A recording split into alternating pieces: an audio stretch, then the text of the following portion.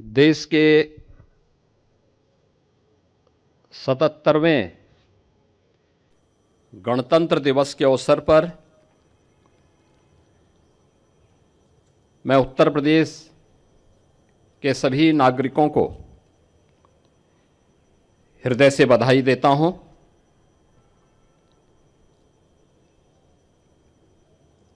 आज ही के दिन 1950 में भारत का संविधान लागू हुआ था। 76 वर्ष की इस यात्रा में अनेक उतार चढ़ाव हमारे इस संविधान ने देखे हैं, लेकिन इस सब के बावजूद एक भारत श्रेष्ठ भारत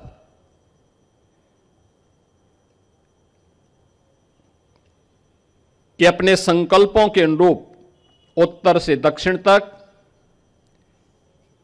पूरब से पश्चिम तक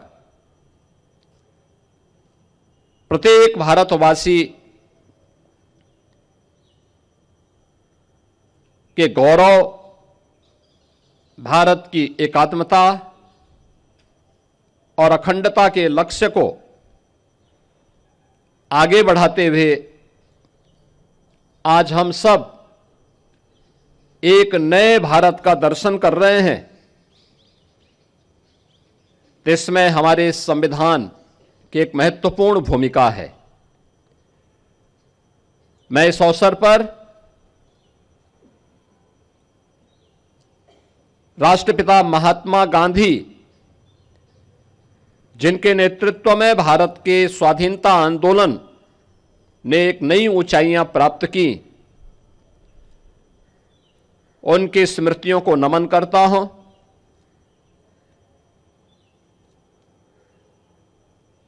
भारत के संविधान के सभा के अध्यक्ष, गणतंत्र भारत के प्रथम राष्ट्रपति डॉक्टर राजेंद्र प्रसाद जी, भारत के संविधान के शिल्पी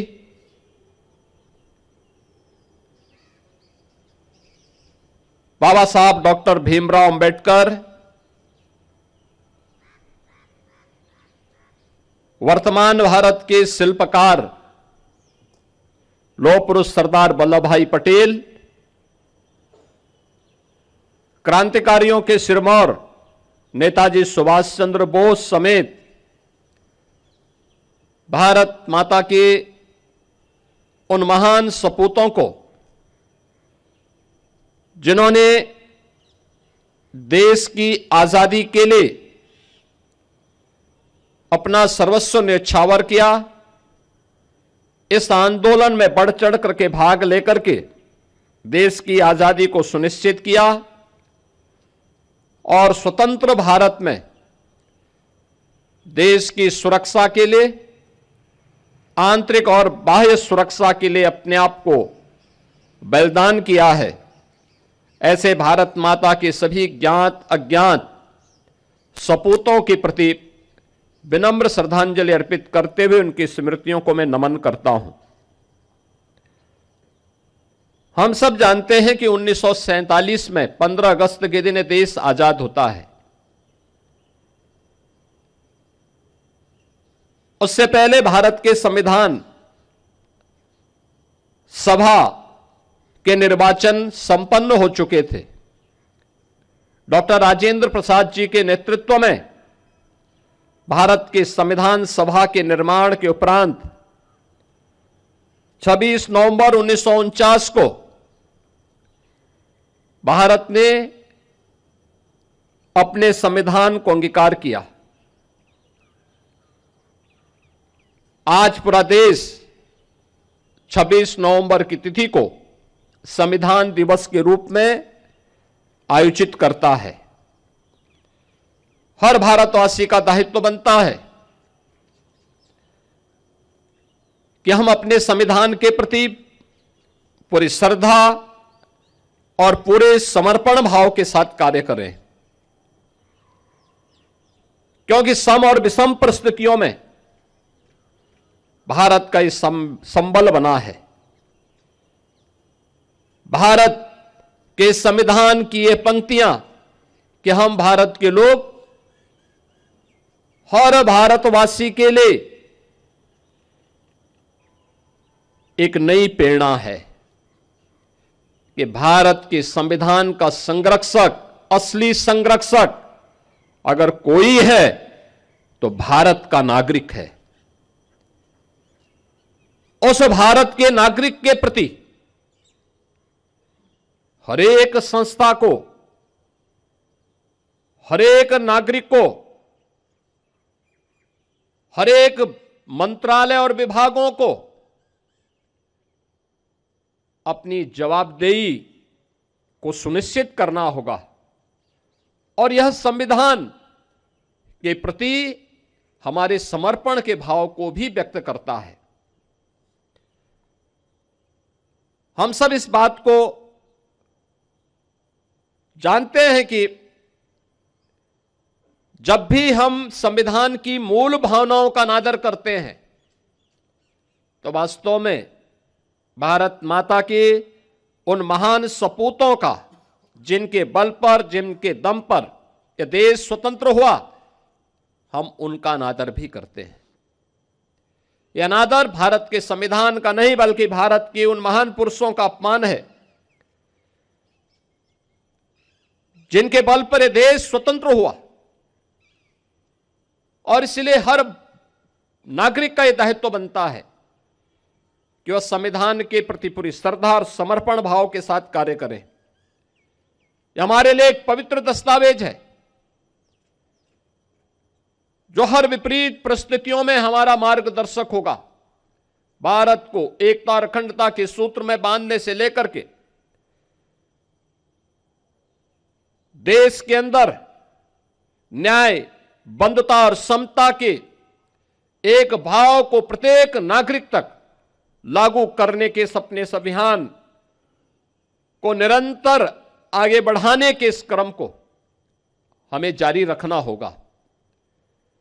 याद रखना, ये तीन शब्द भारत के संविधान के, न्याय, समता और बंधुता,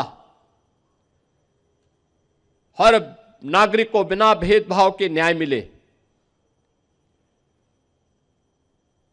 देश के अंदर जाति, मत, मजहब, क्षेत्र और भाषा के आधार पर किसी प्रकार का भेदभाव न हो। परस्पर समता और बंधुता का यह माहौल पूरे देश के अंदर आगे बढ़ेगा तो भारत को विकसित भारत बनाने के प्रधानमंत्री मोदी जी के अभियान को कोई रोक नहीं सकता। विकसित भारत की संकल्पना हर भारतवासी के लिए गौरव का क्षण होना चाहिए, क्योंकि यह क्षण केवल देश की आर्थिक समृद्धि का मात्र नहीं, हर नागरिक की खुशहाली का दिन होगा। हर एक नागरिक के जीवन में कई गुना समृद्धि का दिन होगा, लेकिन इसका रास्ता समाज के अंतिम पायदान पर बैठे हुए व्यक्ति से प्रारंभ होता है। हमारे गांवों से, हमारी गलियों से,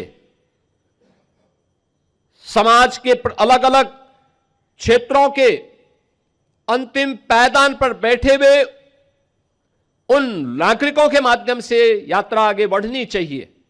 हर एक स्तर पर आत्मनिर्भरता का यह भाव हमें आगे बढ़ाने के लिए सदैव उसके प्रति, उस भाव के साथ आगे बढ़ना पड़ेगा। याद रखना, भारत के संविधान के शब्द जिनके बारे में प्रधानमंत्री जी बार बार कहते हैं कि इन तीन शब्दों ने भारत के संविधान को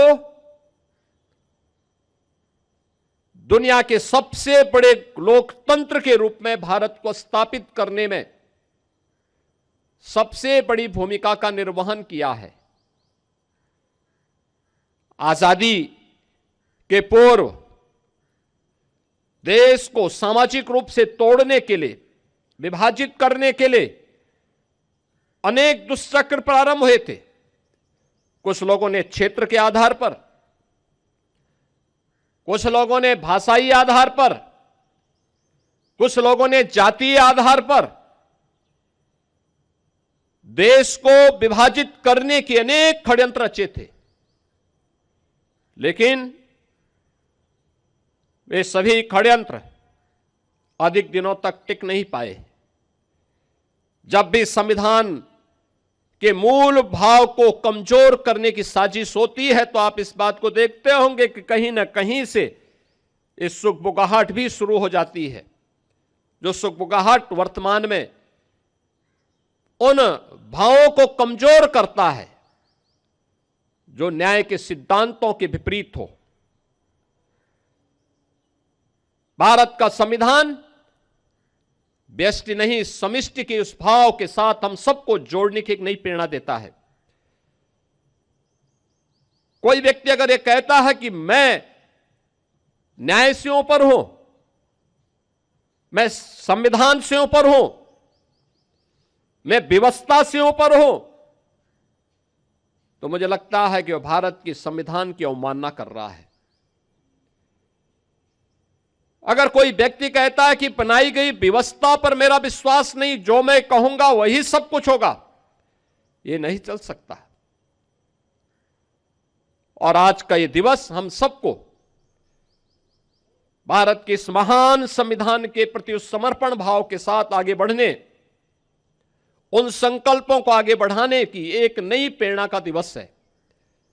हम सब उत्तर प्रदेशवासी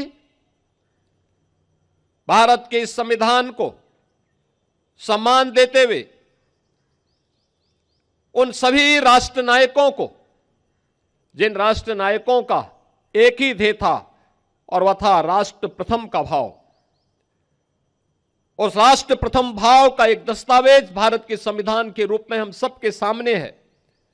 और यही वर्तमान के हमारे संकल्पों को, देश के संकल्पों को एक नई ऊंचाइयों तक आगे बढ़ाने में मददगार होगा। मैं आज के इस अवसर पर पूरे प्रदेशवासियों को 77वें गणतंत्र दिवस की एक बार फिर से हृदय से बधाई देते हुए अपनी शुभकामनाएं देता हूं। धन्यवाद। जय हिंद।